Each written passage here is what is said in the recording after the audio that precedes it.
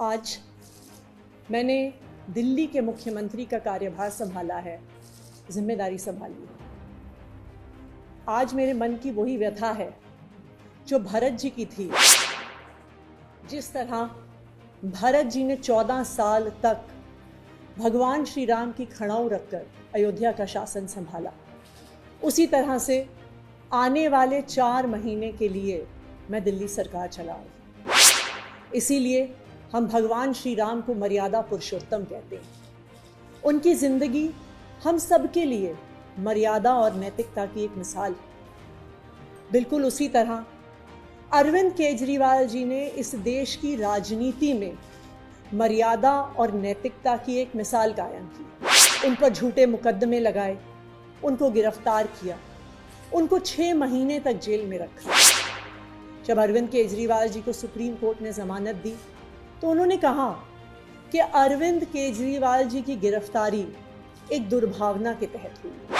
शायद कोई भी और नेता होता तो मुख्यमंत्री की कुर्सी पर बैठने से पहले 2 मिनट भी नहीं सोचता, लेकिन अरविंद केजरीवाल जी ने कहा कि मैं तब तक मुख्यमंत्री की इस कुर्सी पर नहीं बैठूंगा जब तक दिल्ली के लोग उनकी ईमानदारी पर भरोसा नहीं दिखाते।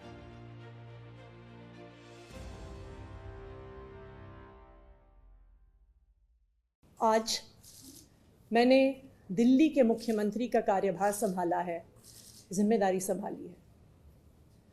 आज मेरे मन की वही व्यथा है जो भरत जी की थी, जब भगवान श्री राम 14 वर्ष के लिए अयोध्या से वनवास पे गए और भरत जी को अयोध्या का शासन संभालना पड़ा। जिस तरह भरत जी ने 14 साल तक भगवान श्री राम की खड़ाऊ रखकर अयोध्या का शासन संभाला, उसी तरह से आने वाले 4 महीने के लिए मैं दिल्ली सरकार चलाऊंगी।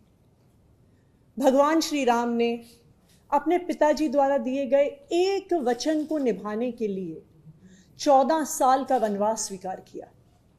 इसीलिए हम भगवान श्री राम को मर्यादा पुरुषोत्तम कहते हैं। उनकी जिंदगी हम सबके लिए मर्यादा और नैतिकता की एक मिसाल है। बिल्कुल उसी तरह अरविंद केजरीवाल जी ने इस देश की राजनीति में मर्यादा और नैतिकता की एक मिसाल कायम की है।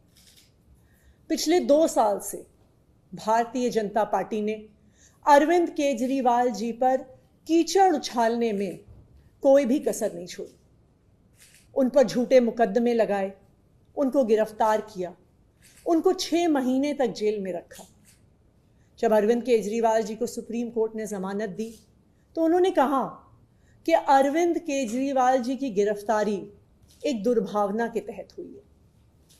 शायद कोई भी और नेता होता तो मुख्यमंत्री की कुर्सी पर बैठने से पहले 2 मिनट भी नहीं सोचता, लेकिन अरविंद केजरीवाल जी ने कहा कि मैं तब तक मुख्यमंत्री की इस कुर्सी पर नहीं बैठूंगा जब तक दिल्ली के लोग उनकी ईमानदारी पर भरोसा नहीं दिखाते। और उन्होंने मुख्यमंत्री पद से इस्तीफा दे दिया।